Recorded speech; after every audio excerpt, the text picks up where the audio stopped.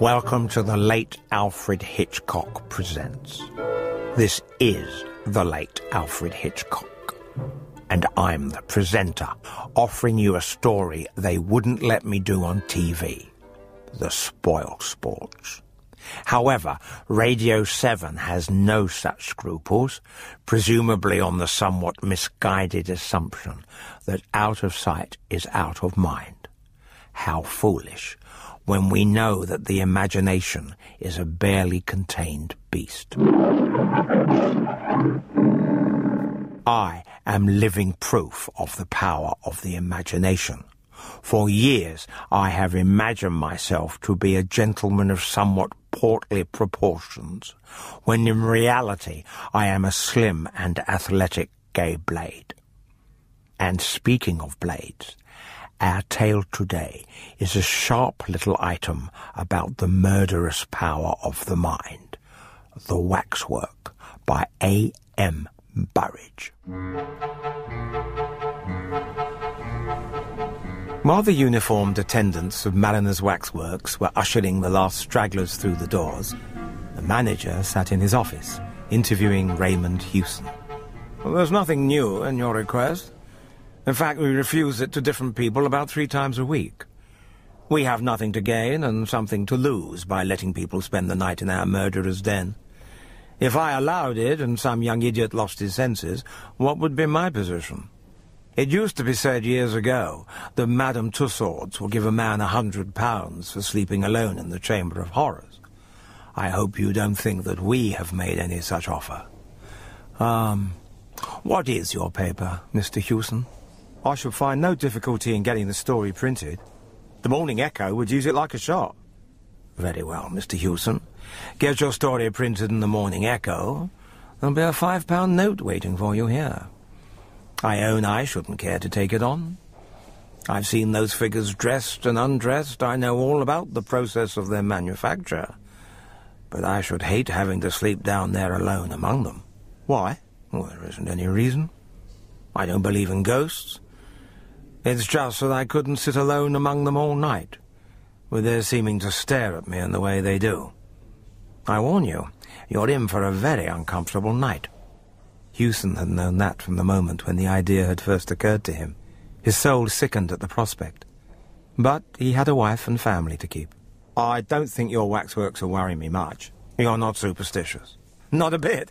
But you're a journalist. You must have a strong imagination. The news editors for whom I've worked have always complained I haven't any. Right. I think the last of the people have gone. I'll take you down and show you around. I must ask you not to smoke. We had a fire scare down in the murderer's den this evening. I don't know who gave the alarm, but whoever it was a false one. Hewson followed the manager through 6 rooms, where attendants were busy shrouding the kings and queens of England. The manager stopped once and spoke to a man in uniform, saying something about an armchair in the murderer's den. He led the way through an open barrier and down ill-lit stone stairs, which conveyed a sinister impression of giving access to a dungeon. The Waxwork murderers stood on low pedestals with numbered tickets at their feet. Recent notorieties rubbed dusty shoulders with the old favourites. There was Lefroy, the poor half-baked little snob who killed for gain so that he might ape the gentleman. Within 5 yards of him sat Mrs. Thompson, that erotic romanticist, hanged to propitiate the British middle-class matronhood. That's Crippen. I expect you'll recognise him. Insignificant little beast who looks as if he couldn't tread on a worm. And there's old Vaquier. You can't miss him because of his beard. Who's that? Oh, I was coming to him. This is our star turn. He's the only one of the bunch that hasn't been hanged. The figure was that of a small, slight man, not much more than 5 feet in height. It wore little waxed moustaches, large spectacles, and a caped coat. There was something so exaggeratedly French in its appearance that it reminded Hewson of a stage caricature. He could not have said precisely why the mild-looking face seemed to him so repellent. Dr. Bourdet was the terror of Paris. He carried on his work of healing by day and of throat-cutting by night. He killed for the sheer devilish pleasure it gave him to kill, and always in the same way, with a razor. After his last crime, he left a clue behind him which set the police upon his track. When he realized that the toils were closing about him, he mysteriously disappeared. There's no doubt he managed to make away with himself. What eyes he's got? You find the eyes bite into you. Well, that's excellent realism, then, for Bourdet was supposed to mesmerize his victims before dispatching them. I thought I saw him move. You'll have more than one optical illusion before the night's out, I expect. You shan't be locked in. You can come upstairs when you've had enough of it. Sorry, I can't give you any more light. For obvious reasons, we keep this place as gloomy as possible. Hewson wheeled the armchair a little way down the central gangway and deliberately turned it so that its back was towards the effigy of Dr. Bourdet. He faced the sinister figures boldly enough. They were only waxworks. So long as he let that thought dominate all others, he promised himself that all would be well. It did not, however, save him long from the discomfort occasioned by the waxen stare of Dr. Bourdet, which, he knew, was directed upon him from behind. The eyes of the little Frenchman's effigy haunted and tormented him, and he itched with the desire to turn and look. He's only a waxwork like the rest of you. You're all only waxworks. They were only waxworks. Yes. But waxworks don't move. Not that he'd seen the least movement anywhere, but it struck him that in the moment or two while he'd looked behind him, there had been the least subtle change in the grouping of the figures in front. Crippen, for instance, seemed to have turned at least 1 degree to the left. He looked round quickly and awfully over his right shoulder, straight into the vapid countenance of Lefroy, which smiled vacantly back as if to say, "It wasn't I."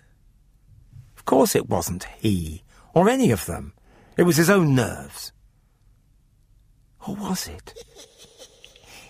Hadn't Crippen moved again during that moment when his attention was directed elsewhere? This was very cowardly and very absurd. They were only waxworks. Then why all that silent unrest about him? He swung round quickly to encounter the mild but baleful stare of Dr. Bourdet. Then, without warning, he jerked his head back to stare straight at Crippen. Ha! He nearly caught Crippen that time. Somebody was breathing. Or was it his own breath which sounded to him as if it came from a distance? He sat rigid, listening and straining, until he exhaled with a long sigh. His own breath, after all. Or, if not, something had divined that he was listening and had ceased breathing simultaneously. Everywhere his gaze encountered the vacant waxen faces. They were like naughty children in a class, whispering, fidgeting and laughing behind their teacher's back. This would not do. He must clutch at something, grip with his mind upon something which belonged essentially to the workaday world. Now, what was that funny story which somebody had told him in the Falstaff yesterday? He recalled part of it, but not all, for the gaze of Dr. Bourdet urged, challenged, and finally compelled him to turn. "You moved, damn you! I saw you!" Then he sat quite still, staring straight before him, like a man found frozen in the Arctic snows. Dr. Bourdet's movements were leisurely. He stepped off his pedestal with the mincing care of a lady alighting from a bus. "Good evening. You cannot move or speak without my bidding, but you can hear me perfectly well. Something tells me that you are, shall I say, nervous? My dear sir, have no illusions. I am not one of these contemptible effigies miraculously come to life. I am Dr. Bourdet himself. Pardon me, but I am a little stiff. And let me explain. I was close to this building this evening when I saw a policeman regarding me as thought too curiously. I mingled with the crowd and came in here, and then inspiration showed me a certain means of escape. I raised a cry of fire, and when all the fools had rushed to the stairs, I stripped my effigy of the caped coat, donned it, and took its place on the pedestal. I own that I have since spent a very fatiguing evening, but fortunately I was not always being watched and had opportunities to ease the rigidity of my pose. The manager's description of me, which I had the embarrassment of being compelled to overhear, was biased, but not altogether inaccurate. Clearly, I am not dead, although it is as well that the world thinks otherwise. His account of my hobby, which I have indulged for years, was in the main true. The world is divided between collectors and non-collectors. With the non-collectors, we are not concerned. The collectors collect anything, according to their individual tastes, from money to cigarette cards, from moth to matchboxes. I collect throats. He paused again and regarded Hewson's throat with interest mingled with disfavor. But you have a skinny neck, sir, if you will overlook a personal remark. I should never have selected you from choice. I like men with thick necks. Thick, red necks. This is a little French razor. The blade, you will observe, is very narrow. They do not cut very deep, but deep enough. In just one little moment, you shall see for yourself.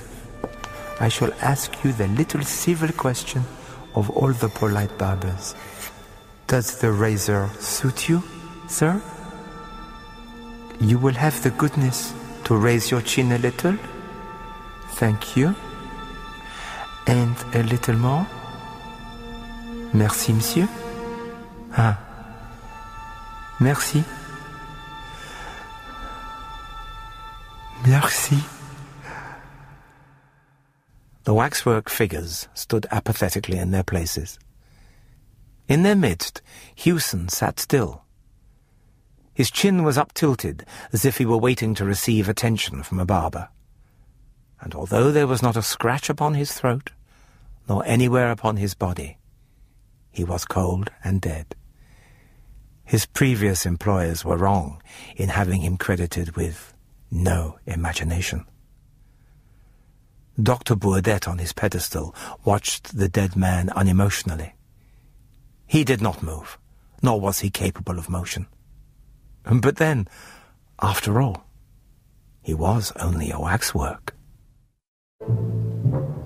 Well, as with food and fashion, the French do seem to be at the cutting edge of murder. Until our next tale, pleasant dreams and vive la guillotine. Incidentally, no blade was blunted during the making of this program. Goodbye, and pleasant dreams. The Late Alfred Hitchcock Presents is presented by the late Alfred Hitchcock with the help of the actor Michael Roberts. It is produced by Frank Sterling at Unique for Radio 7.